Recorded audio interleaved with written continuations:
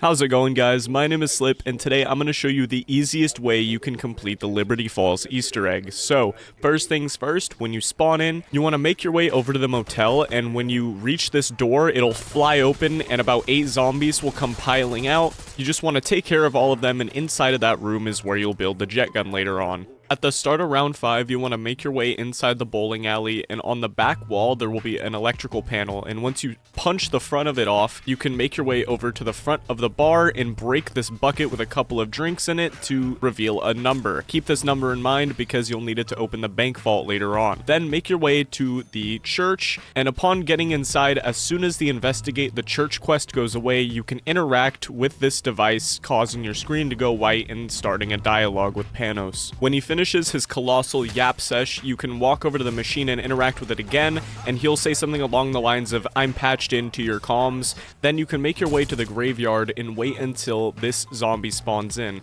His name is the groundskeeper. He's wearing a red flannel, and once you take care of him, he will drop a tool shed key. Then you want to follow the path I take on screen here to interact with this shed using your key to grab the first jet gun part. From the shed, you can make your way straight down this path towards Speed Cola and grab the valve off of this hose. Then you can make your way into the bank and grab Juggernog, and then you want to take note of the code on the main desk in the bank. That is your first digit for the code to open the vault. Make your way back to the bowling alley and place the valve in the open slot, and then you want to interact with it and hold off against the zombies. As soon as you're about to break your armor plate, run over to the opposite side of the bowling alley and bait all of the zombies with either a decoy or a monkey bomb, and do this over and over again, repairing it in between, and eventually the jet gun part will pop out when you fill up the bar all the way. Head over to the bank and blow open the wall to the ice cream shop, and then make your way towards Ollie's Comics. When you get inside of Ollie's Comics, you want to dive into the middle of the desk, crouch and look at this post-it note,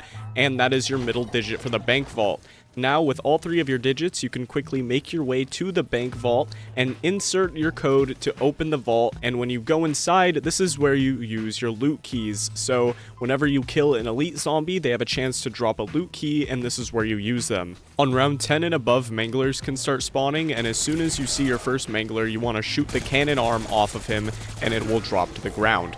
Then walk over to it and pick it up. From here, you want to make your way over to the radio house and use your mangler arm cannon to blast open the metal gate. Walk inside, and there will be little tech junk piles on the floor, and if you interact with them, eventually the electric wires for the jet gun will pop out. And as soon as you have all 3 of your jet gun parts, make your way to the buildable table, and you can finally craft your jet gun. Go over to Ollie's Comics and suck the LTG part out of the roof with the jet gun, and then you can make your way up on top of this roof next to Speed Cola, and then jump on top of this white truck and turn around to suck the second LTG part out of this window. The final LTG part is inside the dark ether. When you come in, you just want to turn around and suck it straight out of the sky, and now you have all 3 of your LTG parts. From here, you want to go to the top of the bank and craft the LTG on this workbench in the corner, and once it's done, you can grab it and head over to the graveyard using the same zipline you used to get over there. And once you have at least a blue gun that's pack-a-punched, you can place down the LTG to start a portal lockdown. All you have to do is protect this portal for a whole minute. It's pretty easy. All of the zombies that attack the portal are glowing purple. Eventually, the time will run out and it will spawn a red HVT. This high value target is going to have a ton of health and a lot of armor as well, and it can either be an abomination or a mangler. Immediately go inside the dark ether and grab the canister poking out of this machine before making your way towards one of the trap locations. This one next to Speed Cola is the one I typically do first. So you want to place your canister on the trap and then weaken the red HVT until it starts glowing purple. From here, you want to use the trap and then lure the HVT inside of the trap's radius that you have the canister on. After a couple seconds of the trap doing its thing, the HVT's soul will get sucked into the canister, and you can walk inside and grab the canister and from here you will have a minute and a half to make your way all the way back to the machine.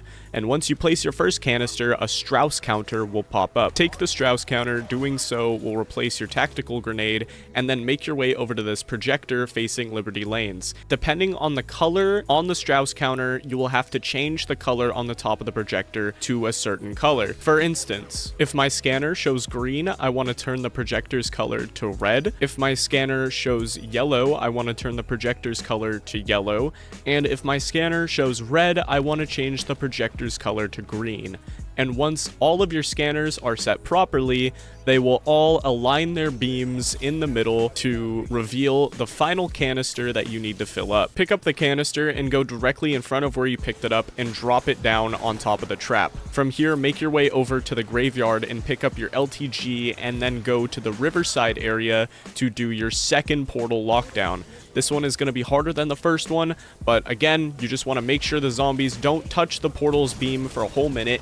And once you complete it, a second high value target will spawn. This time you want to take him over to the trap near spawn, and once you damage him enough to where he starts glowing purple, lure him on top of the trap location you drop the canister on, and eventually his soul will get sucked into it, and once again, just pick it up and bring it all the way to the machine in the church. This time when you place the canister, you will be ready to start the boss fight. So I highly recommend getting the best possible gear, as in legendary weapons, max pack-a-punch tier, and all of the gobblegums you could possibly need, all the perks you could possibly need before beginning the boss fight, because it is quite difficult. It is going to get progressively harder. So it's going to be 3 waves of constantly spawning zombies, and depending on the amount of players in your game, it will add a multiplier as to how many elites spawn, and you're trapped inside the Dark Ether during this entire time. So all of the zombies that spawn during this boss fight are going to be super spinners. So instead of killing them with your normal gun, just use the jet gun.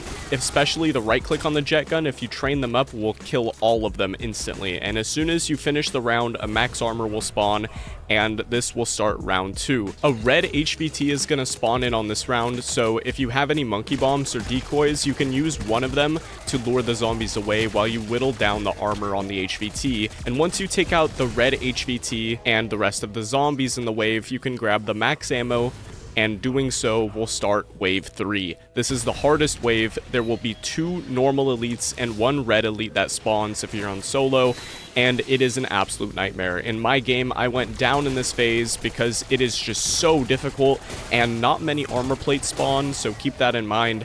Once again, train around the outside of the church and take pop shots whenever the HVT is weak, and eventually, with enough effort and enough time, the red HVT will go down, and the generator will blow up, causing you to go down, and you will have successfully completed the Liberty Falls Easter egg. From this point, you'll be given an option to either quit out to the main menu or continue playing, and if you choose to continue playing, you will be rewarded with all of the perks in the game, as well as a ton of legendary weapons, a bunch of points, a ray gun, and multiple ether tools and Ethereum crystals. So, if you found this guide enjoyable or informative in any way, be sure to leave a like on the video and subscribe to my channel, because every day I get closer to 2K and I will be making a ton more Black Ops 6 content on the horizon. Again, thank you so much, take care, have a great rest of your day, and I will see you in the next one.